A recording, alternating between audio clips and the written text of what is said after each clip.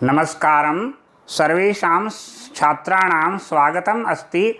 अद्य वयं स्नातकद्वितीयवर्षस्य कक्षायाः अन्तर्गते अभिज्ञानशाकुन्तलं नामधेयं नाटकं पठिष्यामः।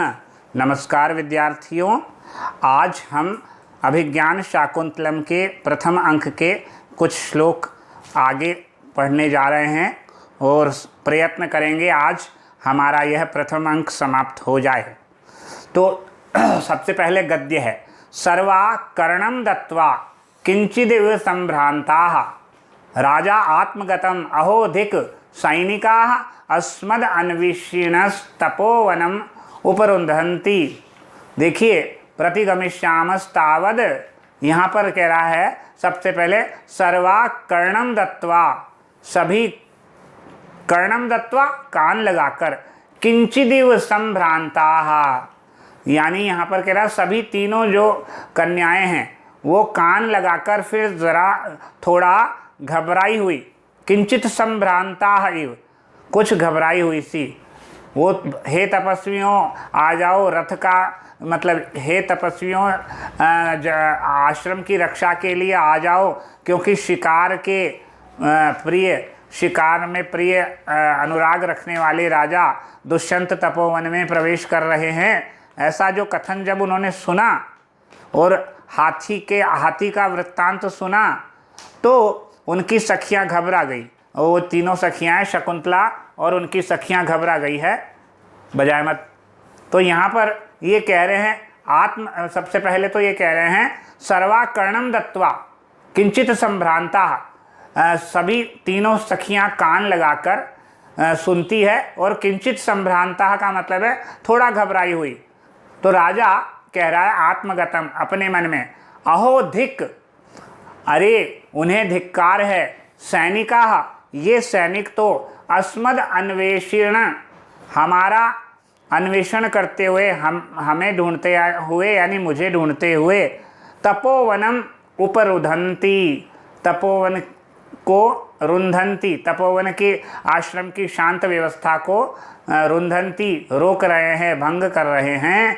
प्रतिगमिष्यामि तावद, तो मैं प्रतिगमिष्यामि, मैं पुनः लौट चलता हूँ, मैं इनके पास जाता हूँ।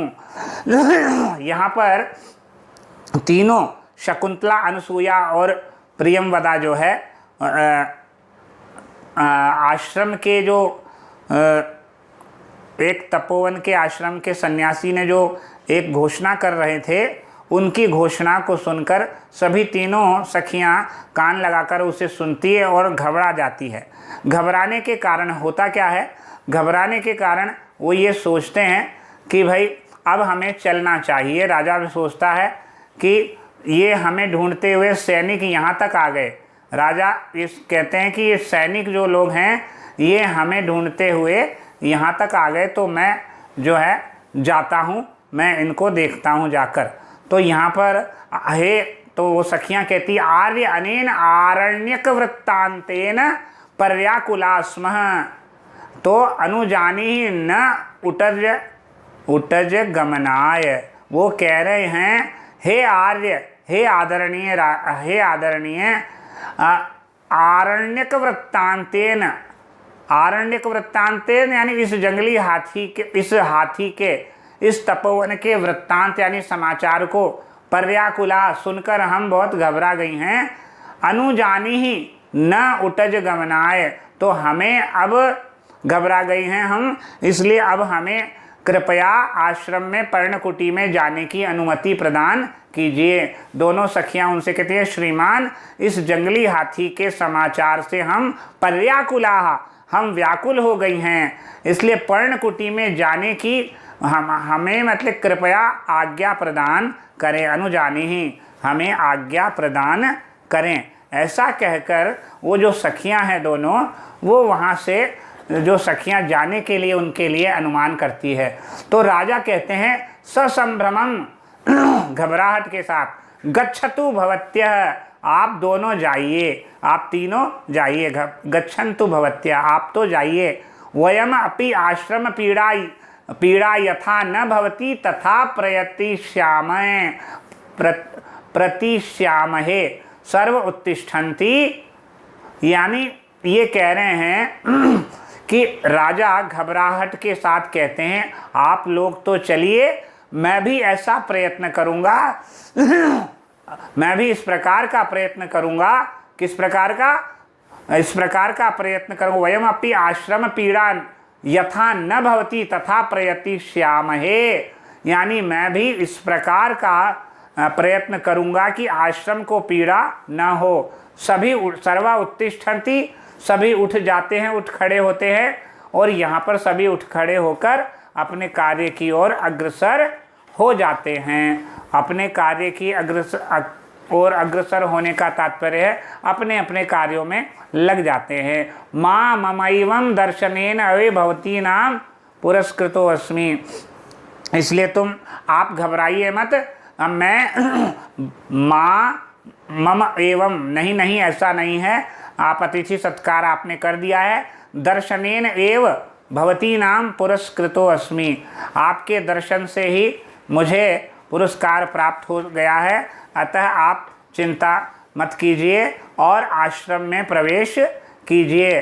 राजा जो है ये कहता है या इस प्रकार से राजा कहता है, और वहाँ पर राजानम अवलोकयन्ति सव्याजम विलभ्य सखीभ्याम निष्क्रांता। इस प्रकार राजा, नहीं ऐसा नहीं है, आप लोगों के दर्शन से ही मेरे भाग्य धन्य हो गए हैं। और इस प्रकार कहकर सखियों के साथ वह शकुंतला वहाँ से निकल जाती है। और शकुंतला के निकलने पर राजा अपने मन में सोचते हैं, इसलिए लिखा मंद औत्सुक्यो अस्मि, मेरा उत्साह शिथिल हो गया है। मंद उत्सुक्यो अस्मि नगर गमनम प्रति, अब मुझे नगर जाने की इच्छा नहीं है। अब मुझे राजमहल में, नगर में जाने की, हस्तिनापुर जाने की इच्छा नहीं है। मेरा उत्साह मंद पड़ गया है। मंद औत्सुक्यो अस्मि नगर गमनम प्रति, नगर जाने के लिए, नगर की ओर जाने के लिए मेरा उत्साह शिथिल हो गया है।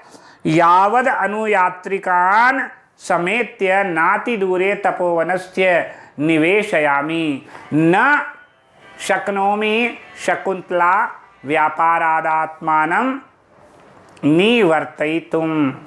ये कह रहे हैं, राजा कह रहे हैं, शहर जाने की उत्सुकता शिथिल हो गई है, तो मैं ज़रा अनुयायियों से मिलकर, समेत्य उनसे मिलकर, तपोवन से कुछ दूर रखूं उनको, नहीं तो यहाँ पर जो है तपस्या के कार्य में बाधा पहुँच जाएगी।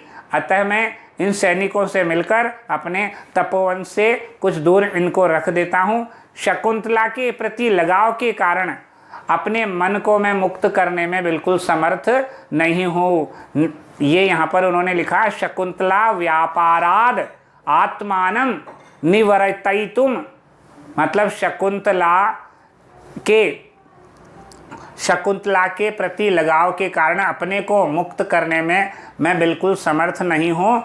निश्चय ही यह मेरा शरीर, मम निश्चय ही मेरा शरीर, यहाँ पे मम ही, क्योंकि निश्चय ही मम यानी मेरा। अब मेरा शरीर, तो यहाँ पर प्रस्तुत श्लोक आता है आगे, और ये अंतिम श्लोक है प्रथम अंक का। इस प्रथम अंक के अंतिम श्लोक को हम पूर्ण करते हैं। गच्छति पुरः शरीरम धावति पश्चाद संस्थितं चेतः चीनांशुकमिव केतोः प्रतिवातं नीयमानस्य। एक बार पुनः वापस से करते हैं। गच्छति पुरः शरीरम धावति पश्चाद संस्थितं चेतः चीनांशुकमिव केतोः प्रतिवातं नीयमानस्य। निष्क्रांताः सर्वे, सभी निकल जाते हैं। इति प्रथमो अंकः। अब ये पहले इसको इस प्रकार का कथन करके, निष्क्रांता सर्वे, सभी निकल जाते हैं, जो भी रंगमंच पर थे सभी निकल जाते हैं। इति प्रथमो अंक, इस प्रकार प्रथम अंक समाप्त हो जाता है। अब इस श्लोक को हम कर लेते हैं। सबसे पहले ये कहा गच्छति पुरः, आगे की ओर चल रहा है। शरीरम गच्छति पुरः, शरीरम पुरः गच्छति, शरीर आगे की ओर चल रहा है, गति कर रहा है। और धावती पश्चात संस्थितः चेतः, और मन पीछे की ओर जा रहा है। पश्चात स्थितश्चेतः चीनांशुकमिव केतोः प्रतिवातं नीयमानस्य। इसका तात्पर्य है वायु की विपरीत दिशा में, वातेन यानी वायु की नीयमान ले जाते हुए, वायु की विपरीत दिशा में ले जाते हुए चीनांशुकमिव झंडे के रेशमी केतोः चीनांशुकमिव झंडे के रेशमी वस्त्र की के समान यह शरीर आगे चलता है और स्थिर चित्त पीछे दौड़ता है।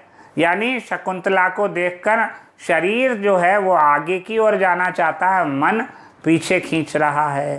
ठीक है, यहाँ अन्वय कर लेते हैं जिससे इसका अर्थ स्पष्ट हो जाएगा।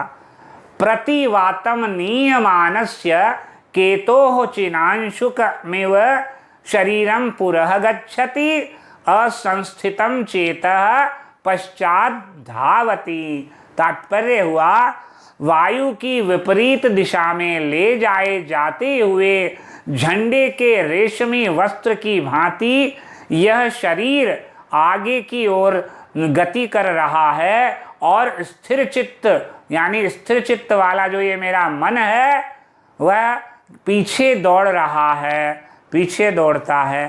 तात्पर्य क्या है? प्रतिवातम नीयमान, नीयमान नी धातु शानज प्रत्यय, केतो यानी ध्वजा पताका, और प्रतिवातम यानी वायु के विपरीत, चीनांशुकम, चीनांशुकम यानी रेशमी वस्त्र, अंशुक वस्त्र, चीनांशुक यानी रेशमी वस्त्र। इव उपमा है।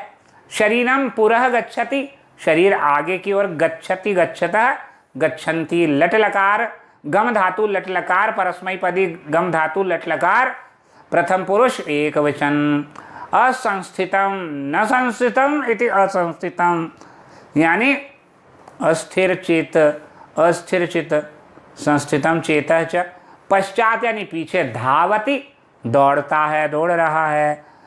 अब इसको अगर संस्कृत में करेंगे तो प्रतिवातम वातस्य वायोः प्रतिकूलम नीयमानस्य केनापि चाल्यमानस्य केतोः ध्वजः दंडस्य चीनांशुकं चीन देशोद्भव वस्त्रम इव शरीरम देहः पुरः सम्मुखं सैन्यं प्रति गच्छति याति। असंस्थितम यानी चंचलम चेतः मनः, अस्थिर मन जो है, मन च पश्चात पृष्ठभागम शकुंतलां प्रति धावति द्रुतम गति गच्छति निष्क्रांता रंगमंचात बहि। इस प्रकार निष्क्रांता रंगमंचात बहि, रंगमंच से सभी बाहर निकल जाते हैं। गता सर्वे सकलाः जनाः इति समाप्तः प्रथमो आद्यः अंकः। इसी प्रकार प्रथम अंक यहाँ पर समाप्त हो जाता है। यहाँ पर एक महत्वपूर्ण बात ये बताना है कि इसमें गच्छति शरीरम धावति पश्चाद असंस्थितौ चेतः चीनांशुकमिव केतो प्रतिवातम नीयमानस्य। इसका तात्पर्य सिर्फ इतना सा है कि वायु की विपरीत दिशा में ले जाए जाते हुए झंडे के रेशमी वस्त्र की भांति देह अर्थात यह शरीर आगे जा रहा है और अस्थिर चित्त यानी अस्थिर चित्त जो मेरा अस्थिर चित्त है, मेरा जो मन है वह पीछे की ओर दौड़ रहा है। ठीक है, यहाँ पर यह श्लोक पूर्ण हो जाता है। यहाँ पर यदि कोई हवा से झंडे को दूर रखने के लिए वह जिस ओर से आती है उस ओर न ले जाकर विपरीत दिशा में की ओर ले जाए तो कपड़ा उस ओर न जाकर क्रिया की प्रतिक्रिया के फलस्वरूप पीछे हवा जिधर से आती है उधर दौड़ता है। उसी प्रकार शासन सैनिकों को बहुत पास न आने देने का कर्तव्य है। शकुंतला से जो शरीर को दूर हटाता है तो मन उससे मिलने के लिए भाग आता है। हटाने वाला हवा, झंडा, झंडे की दिशा, कपड़ा और कपड़े की दिशा, क्रमशः शासन शकुंतला और शरीर सैनिकों की दिशा, मन और शकुंतला की दिशा। यहाँ आश्रम के उपमान है। यहाँ पर क्या है? यहाँ पर तुलना की गई है तो यहाँ पर उपमान और उपमा है, इसलिए उपमा अलंकार है। आगे देखिए, सर्वे यानी सभी क्या करते हैं, निष्क्रांता, रंगमंच बिल्कुल खाली हो गया है, प्रथम अंक हो गया है समाप्त, इसलिए सब रंगमंच से बाहर निकल गए हैं। अंक समाप्ति का सूचक है। शरीर का जाना और मन का दौड़ना क्रिया और प्रतिक्रिया व्यक्त करते हैं, पर मन की गति अधिक तेज है, अतः उसको दौड़ता हुआ दिखाया गया है, और यह मन की उत्कंठा और द्रुत गति को बताता है। कालिदास के समय में चीनी कपड़े का भारत आना चीन और भारत के तत्कालीन व्यापार संबंध को पोषित करता है। हवा के उल्टे रुख जाने का अर्थ हवा का विपरीत न होकर उससे मिलना है। अब आपको शब्द बता देते हैं। असंस्थितम यानी असंस्थितम, अस्थिर यानी चंचल, अंशुक यानी वस्त्र, केतु अर्थात झंडा, प्रतिवात हवा के उल्टे, और अंक नाटक का परिच्छेद, अंक स्थान यहाँ पर समाप्त होता है। और आगे यहाँ पर कुछ शब्द है। असंस्थितम, अ प्लस सम प्लस स्था बरा और कृत, और नियमान, नी धातु कर्मवाच्य, और कौन सा प्रत्यय, शानच प्रत्यय। निष्क्रांत, निस प्लस क्रम प्लस कत, प्रथम अंक, प्रथम कैसे है, प्रथ प्लस अमच, और समास चीनस्य अंशुकम, चीनांशुकम, षष्ठी तत्पुरुष, वातम प्रति वातम अव्ययी भाव। छंद यहाँ पर आर्या है, जिसका लक्षण प्रथम अंक के दूसरे श्लोक में दिया जा चुका है। अलंकार उपमा अलंकार है, अतिशयोक्ति अलंकार है, और मुख संधि का भेद नामक अंग यहाँ पर है। भेदः संहित, भेदः संहति भेदात, साहित्य दर्पण में इस प्रकार का वचन आता है। तो यहाँ पर आर्या छंद है, प्रस्तुत श्लोक में आर्या छंद है। यस्याह पादे प्रथमे द्वादश मात्रास तथा तृतीयेपि अष्टादश, द्वितीय चतुर्थके पंचदश, सा आर्या छंद के प्रत्येक चरण यानी प्रथम एवं तृतीय चरण, इसमें तो 12 मात्राएं होती है, दूसरे जो चरण में वो 18 मात्रा होती है, और चतुर्थ चरण में 15 मात्राएं होती है। और यहाँ पर अलंकार है उपमा अलंकार। प्रस्फुटम सुंदरम साम्यम उपमेत्यभिधीयते, प्रस्फुटम सुंदरम साम्यम उपमेत्यभिधीयते, ये उपमा का लक्षण है। और अतिशयोक्ति अलंकार भी है। मुख संधि का भेद नामक अंग यहाँ पर प्रदर्शित किया गया है। भेदः संहति भेदनात्, साहित्य दर्पण का ये वचन है। यह श्लोक यहीं पर पूर्ण होते हैं। प्रथम अंक आज समाप्त हो चुका है। अगले वीडियो में हम द्वितीय अंक को प्रारंभ करेंगे। तब तक के लिए यहीं विराम देते हैं। नमस्कार, धन्यवाद।